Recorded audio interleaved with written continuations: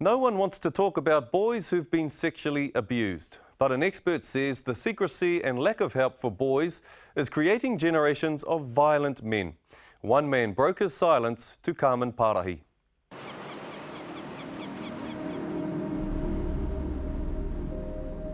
There are some things not even the sea can wash away. He scarred me. He scarred me for life. Eventually it does eat to you and you just turn into a monster.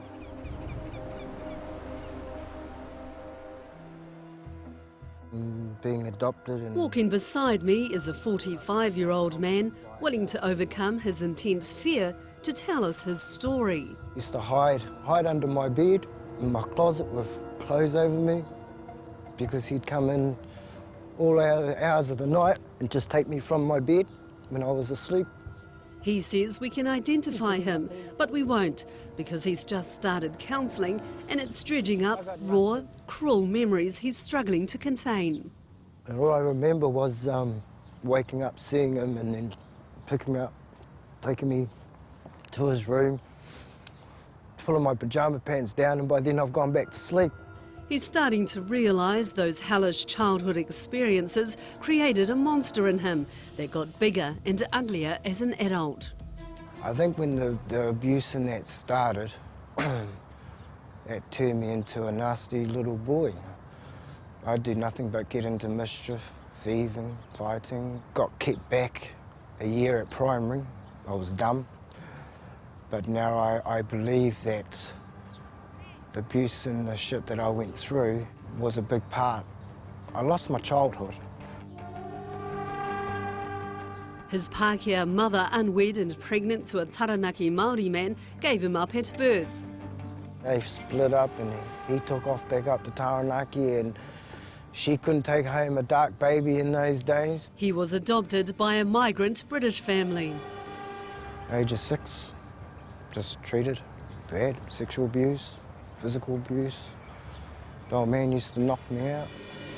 But it was another man known to his adopted family. He claims secretly raped and molested him from 6 years old until he was 11. Everyone's got a secret. He eventually found an unlikely safe place to escape to. Everyone's got something. He joined the Mangrama when he was kicked out of home, aged 12. I never told anyone, not even the gang. I just grew up as one hard little boy, you know. I didn't want to know that I'd been messed with, and shame, you know.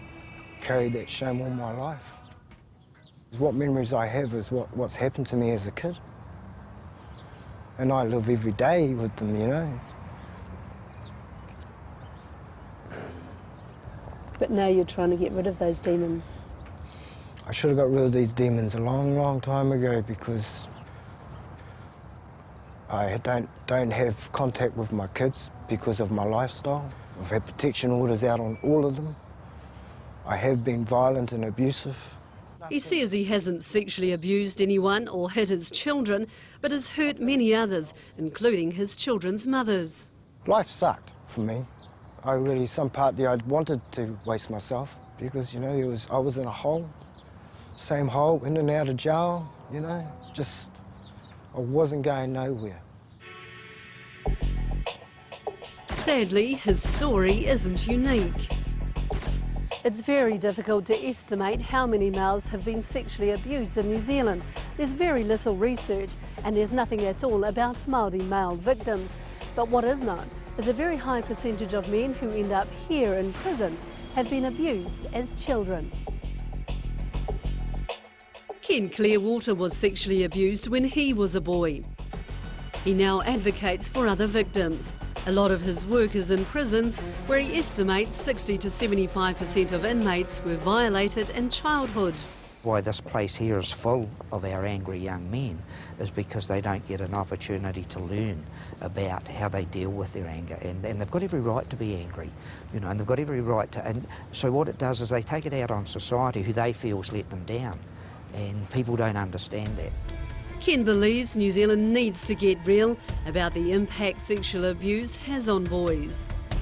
I sit in the prison units with 18 stone gang members, Māori gang members, and I'm actually sitting in there with a frightened little boy, and people can't come to terms with that there's a guy who was really hurt as a child, never had an opportunity to grow up and to be a child, to grow into a normal, healthy adult, and until we change that, then we are going to continue building these prisons, and that sickens me, because that money would be better spent on our kids. Ken says boys who are sexually abused and not helped as children can grow into very angry men with serious antisocial behaviours, including violence, drug and alcohol dependency and crime, costing this country billions of dollars to deal with.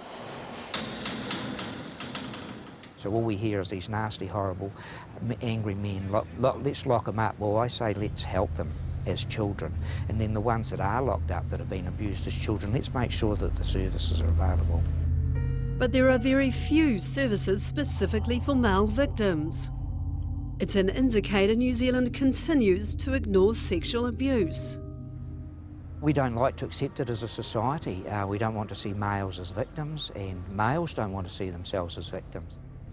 Ken's work over 15 years gives him the confidence to estimate 1 in 4 New Zealand boys are sexually abused, the same as girls.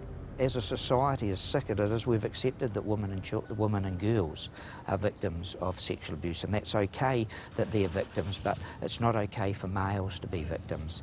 And so that's the difficult part that we really face. Every day I'm banging my head saying, hey, we've got these statistics here, can we get some research done, can we get some resources into it, can we get the help we need to do this work? And it's just not there, and and I think it is because simply we are working with males, and that's really weird, because if we're going to strengthen our families, we need to strengthen our men.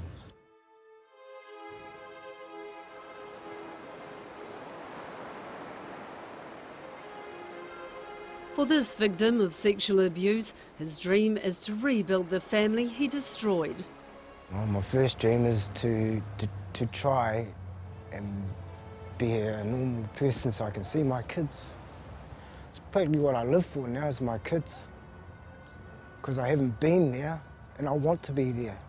He's laid an official complaint with police against the man he says raped and molested him nearly 40 years ago.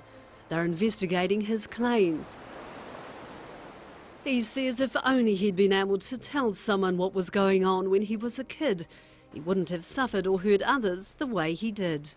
My good path started when I started my counselling, and I met Ken. Take that away, I wouldn't be here today talking to you. I'd be still living in shame. He's hoping by sharing his story, it will encourage New Zealand families to help their boys.